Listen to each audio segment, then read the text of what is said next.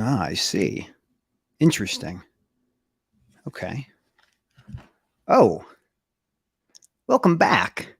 I was just reading some civil procedure so we could talk a little bit more about this really interesting order that just came out on the 24th between two very interesting companies in transportation, one being DAT, the other being Convoy. But let's set the record straight. I like both of these companies. We're going to break down the motion and the order so you understand a little bit more about what's going on. But to be fair, it's right there. Let's balance it out a little bit. Here we go. We can all win, right? You can all understand this litigation. And I love both Convoy and DAT. Let's get to it. So this is about breach of contract. That's the first part that we understand in this case. So here's the background. DAT, also used to be known as dial-a-truck, is a place where you find capacity to move freight from place to place. And Convoy itself is a digital freight brokerage. They have connections with folks that are shippers, and they have connections with folks that are drivers. And so what ends up happening is you have a deal that gets struck between two really cool companies, Convoy and DAT. Now, the contract that Convoy enters into is really fascinating. In the contract between Convoy and DAT, Convoy agrees to use DAT as their exclusive provider of a load board. So a load board, for those of you who don't know what a load board is, it's a place where loads live. If you want to be a truck driver and you're looking for freight to move, you can go to a load board, and sometimes you find really good lanes or good money, and so you accept the load. Brokers use both sides of what a load board does. They will put freight that they need to move one place, and they might come and say, I have a carrier that I know that can do that. So this is a way of freight matching. And Convoy is a little bit different. Convoy says, look, we can make technology. We don't need this ancient, archaic dial-a-truck system, but we do need your capacity to start off with. So here's how it goes. The contract is exclusive between DAT and Convoy. And in consideration of this exclusivity, Convoy gets a discount. So instead of paying $52,500 a month for DAT access, Convoy pays $47,500, $5,000 discount per month to have exclusive use of this beautiful load board. But in the contract, Convoy's limited. They can do certain things and they can't do other things. And the thing that they can't do is make a competing load board. They're not allowed. There's a contract provision that says, don't make a competing load board. Well, allegedly, our buddies at Convoy say, well, we can do that. We can make that. And so the litigation starts. And we're going to jump right into the document here, right? So this is it. This is beautiful pleadings. But for you all to understand how this comes to this moment, we have to talk a little bit about civil procedure. And I love civil procedure. And I hope you end up loving civil procedure by the end of this. So this is how it works. You want to sue somebody. You draft a complaint. The complaint is then served, the process is served on the person you're trying to sue. The person who is sued gets to make some decisions now. They can answer the complaint, which is the next legal proceeding that takes place, or they can say, we don't think this is a very good claim. We're going to make an ask of the court to dismiss these other things that we don't think we should have to answer. If the motion to dismiss is successful, the claim, the count you're going after, gets dismissed. Maybe you can come back and try and redo it, make whatever defects were identified and try to fix it. Or you just say, I don't care. I'm going to not stick with that claim. I'll do other claims instead. So that is the pathway of how these things work. You file a complaint. The other side either motions to dismiss or they answer the complaint. Sometimes they may answer the complaint and then provide a counterclaim, a new lawsuit against the person who sued you. So you say, I'm going to sue you. Okay, I'm going to sue you right back. This is how this scaffolding happens. if the counterclaim takes place. The other side, this case would be a DAT, they can answer the counterclaim, or they can motion to dismiss and say, I don't care. I don't want to do that. I want to do something different. So here's what's happened so far in this case. DAT comes raging in with a 6-part complaint against Convoy, saying Convoy misappropriated things, broke contract, and we'll get into some of the other things that they talk about. Convoy says, well, all right, we'll answer one of these charges, and the other ones, other counts, we're going to motion to dismiss. We're going to say, get rid of them. Get rid of them. We don't like them. So the counterclaim goes out to DAT. And what Convoy is arguing, among other things, is this is anti-competitive. You put contractual provisions in here that are absolutely unacceptable. And look, I love that I have some incredible people in the comments. I'll just put their names up here. We're going to put this into a podcast later on. But Jory Myers, I love Jory. Grace Sharkey, of course we love Grace Sharkey. And yes, Grace, we're trying to represent both sides. And of course, the Honorable Rosemary Aquilina. Oh, Judge Aquilina, it's so good to know you're in the audience today. So here's what happens. Back to the pleadings. The counterclaim goes out saying you, DAT, have 64% of your given market share. It is impossible to compete with you. You are anti-competitive. And they plead out these counterclaims.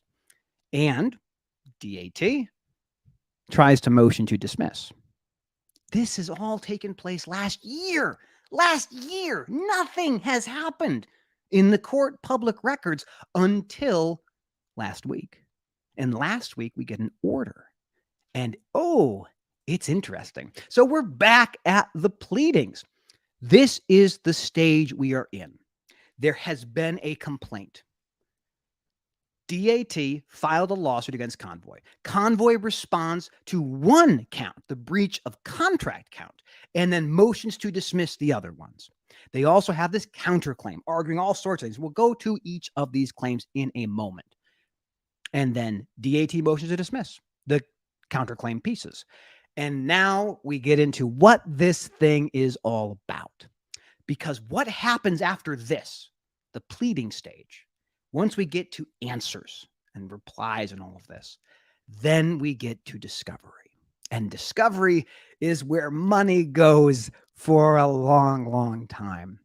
Discovery is interrogatories, questions that you must answer, requests to produce documents you must give me, or requests to admit.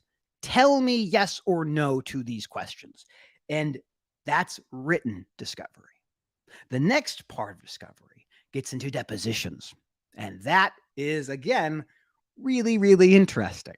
So back to this complaint. Here at a nutshell are the things that DAT alleged in their suit against Convoy. Number one, misappropriation of trade secrets in violation of the Defend Trade Secrets Act. Number two, misappropriation of trade secrets in violation of Delaware's Uniform Trade Secrets Act. Number three, breach of contract. Number four, unjust enrichment. Number five, unfair competition. And number six, tortious interference with prospective business opportunities. Here is what happens on each of those counts. Remember, this is all based on a contract between DAT and Convoy. So when this suit was first filed, Convoy answered the breach of contract claim and motioned to dismiss all of them, the rest of these claims. And here's where we're going to scroll down to exactly what happens. We go down to page 7. There's a lot of stuff. There's a ton of background here that we just kind of walk through of how these two got to work together, what it is that they're trying to accomplish. Here's that non-compete as a load board. We'll read this out loud for you who are watching or listening. Non-compete as a load board. Quote, customer, Convoy, represents and warrants that its use of DAT's products, A, is solely for customers' commercial purposes related to its movement of freight. During the term, customer may not create a load board wherein they aggregate other brokers' loads with the intent of competing with DAT. Now remember, I don't like non-competition agreements when it relates to businesses and individuals. For businesses to business, I'm a lot more flexible. I think these are really smart companies that know what they're doing. But we'll continue on to get to the next phase here. Again, we're talking at the very bottom of page 7. We get to find out exactly what happens, and it's right here. At the end of the day, the first 2 claims that that DAT brought against Convoy, unjust enrichment, it does not stand alone of the breach of contract. The breach of contract claim is the actual claim. These other things, these other alternative types of actions, you must bring these in litigation. We throw the kitchen sink at it. You have one chance to plead your case. And so sometimes you plead claims that are really strong, and sometimes you plead claims that aren't that strong. So what ends up happening in this instance is these breach of contract claims are dismissed. They failed to sufficiently plead them. So remember, what is happening here is the court looks at the complaint and they say, I will assume everything here is 100% accurate. Is this enough for us to proceed with an answer? And here's the real deal, man. Convoy motion is granted for DAT's misappropriation of trade secrets for counts 1 and 2. So again, the first 2 counts dismissed. DAT may replead them. That is what with leave to amend. So you had your first shot. The court says, I don't buy it. Try again. Maybe they do. Maybe they don't. The next part is the unjust enrichment claim. They say it is preempted by Delaware UTSA, and that makes that claim go bye-bye. Finally, DAT's unfair competition and tortious interference claims, these are the last 5 and 6 of those claims, they are duplicative of DAT's breach of contract claim. So they brought 6 claims, and only one survives. Now, they can replead these ones, the unfair competition, the tortious interference. You have to prove you've interfered with somebody, folks. Like, if you say you're going to do tortious interference as a claim, you kind of have to say, here's the person that they interfered with. So DAT takes its swing, and it gets smacked. Now, remember, Convoy answered the breach of contract claim, because this, at the end of the day, is really a breach of contract. Now, there's a ton of discussion as to why this is the outcome. But what I want everyone to understand, again, this is about you understanding how civil procedure works. Like, we are using Convoy and DAT to help you understand civil procedure. When a lawsuit is filed, you have a time duration to answer or motion to dismiss it. That's the pathway. If you answer it, then you begin the process of litigation and moving on to discovery. So it is always in your interest, generally, to say, hey, hold on a second. Is that really a claim? After you have this motion practice, that's what we kind of call it in the biz, motion practice, what claims survive? So as of right now, in this litigation, DAT is one claim. One claim is what they are resting their hat on for now. They can certainly move to amend. They can certainly change what they've said and try to make it fit what is required under the law. We'll see. Now, what did Convoy do? See, Convoy was really aggressive in their counterclaim. They came out guns a-blazing and saying, look, this contract we entered into was really, really one-sided. We can't compete with you. You have 64% of the market share. You clearly are a monopoly, and we don't think it's fair. Now, I'm a little bit hesitant to believe some of the claims that Convoy put forward. For example, they were really big on the $5,000 discount. They said it was a pricing issue that was not fair for them. Again, it wasn't that they got penalized for using other load boards, which is what Convoy eventually did, but it was because they were no longer exclusive. They didn't get the price discount. That way of characterization, for me, disingenuous. Didn't believe it, didn't feel really comfortable there. Same to a degree with these anti-competition claims. Now, we're going to get to those right now. Let me just go through the document and figure out what page we are on. I believe it's page, where are we at? We're going to find it. We're going to find exactly where we need to be for this. It's towards the end, if I'm not mistaken. We'll pull it back up on the screen. Let's find it together. So this is the discussion of these particular counts against Convoy. And Convoy motion dismissed gets them dismissed. Now we need to get to the really interesting part, which has to do with the counterclaim done by Convoy against DAT. So this is a massive discussion of all these different things we've talked about, the unjust enrichment claims being dismissed, all of this stuff. Now, when we talk about what Convoy is alleging, they've gone a couple different paths. And in their discussion of what it is that they're doing, we're going to keep going down here. Okay. The illegal, these are Convoy's counterclaims. We're going to go through each of them one by one. So the first one is illegal contracts and restraint of trade in violation of 15 USC Section 1, the Sherman Act, the first thing that they plead. DAT motion to dismiss.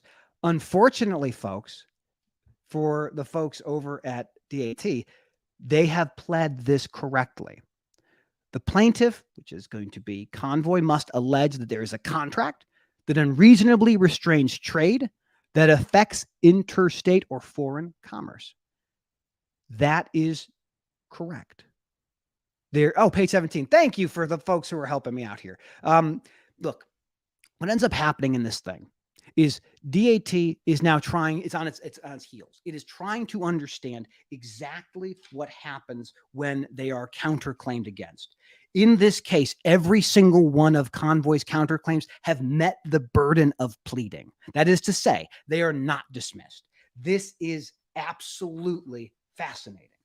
And here's, let me find this. Give me a moment, because there's a spot that I really, really like here that I want to dig into. Now, one of the things that we talked about in the actual pleadings in the motions before this order came out was how hard is it to make a load board, right? So Convoy says, look, this is impossible to enter this market, to be a load board of any sort because of how powerful the monopoly is of DAT. And they cite this 64% of the actual applicable loads going through that platform. And this is interesting because Convoy spun around in less than a year and made a competing product to DAT. And there are so many other products out there. You have greenscreens.ai, you have 123 load board, you have truck stop. There are so many things here. And this is what makes a lot of this so fascinating to me. So at the end of the day, what ends up happening is that all of the counterclaims Convoy has put forward against DAT for all these anti-competition things, they have pled these things correctly. It does not mean that DAT has done any of these things. All this means is that somebody, the court itself, has looked at the pleadings and said, this is enough to get to the next stage. So you got to be very careful. There's a lot of media talking about how damaging or transformative this litigation is, especially with this particular order. This has done nothing, folks. This has done nothing other than get us to the next phase of pleadings, which is you have counterclaims that you now must answer. So let us get into these things. And again, I'm going back and forth. It's very fun to go through these things. Okay.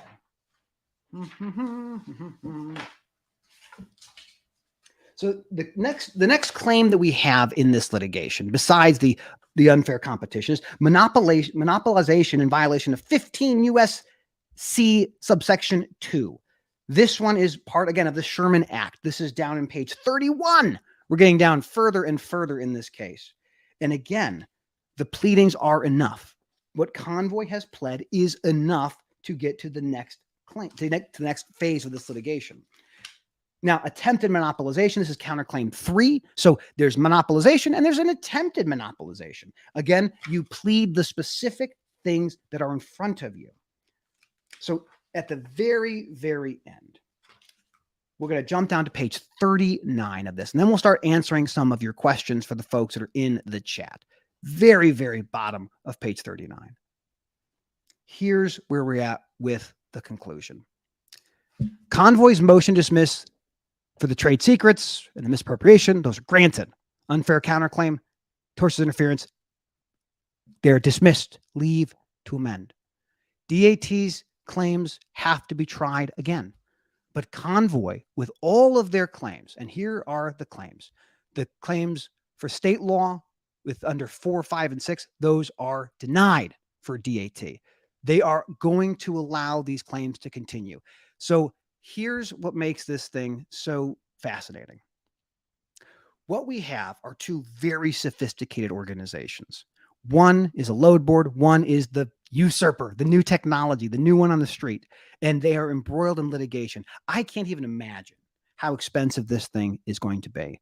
But look, when you go to the different subreddits and different channels where people talk about load boards, very few people are talking about how DAT is a monopoly. They're often talking about the compliance aspect. What do you do when you have these challenges, when you can't find a double broker, you're losing freight? But this case is going to be really, really impactful over the next few months. What we'll have are the answers to the complaint and the counterclaim. And that will be something all of us are interested in. Has DAT used its position as the main place of doing load boards in this country?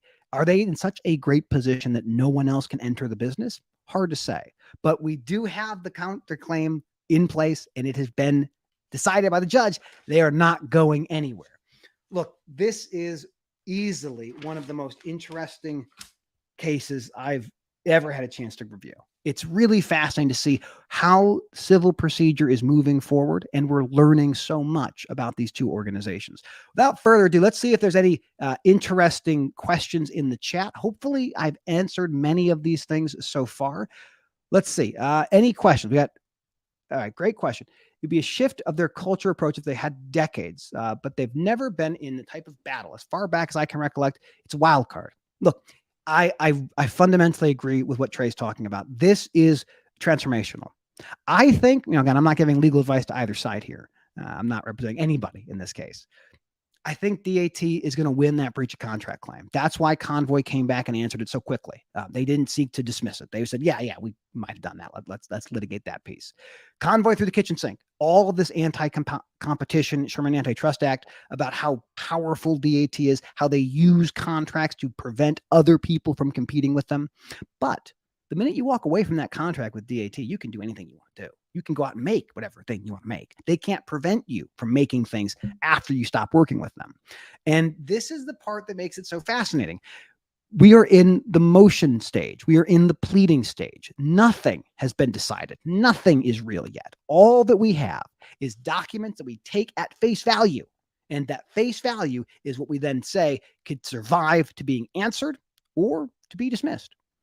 Convoy in this stage is winning. Now DAT has to step back and answer all of these claims that have to do with anti-competition. And I think it'll be something worth following. It might be a few weeks or a few months before we see anything, but we will have to dig in and figure out exactly where things go. But that's it. That is the review of this really interesting order. What we're talking about, again, freight board, digital freight brokerage, finding ways to collaborate or potentially find ways to destroy each other. Litigation is not the best way to resolve disputes. Never has been, probably never will be. But that is the breaks. So as always, thank you for tuning in. I hope this was helpful to you. Again, I want you to understand this. Nothing has happened yet. These are claims that are taken at face value and understood by the court whether or not they've been pled. They've been expressly said what they're supposed to, the boxes are supposed to check. And if they don't check the boxes, they have leave to redo them. I don't know what DAT will come back with on things like the unjust enrichment or things like unfair competition that they've been having to deal with on the DAT side. As always, thank you for tuning in. I hope, again, this was helpful, and have a great rest of your day. Take care. And I hit the end broadcast button.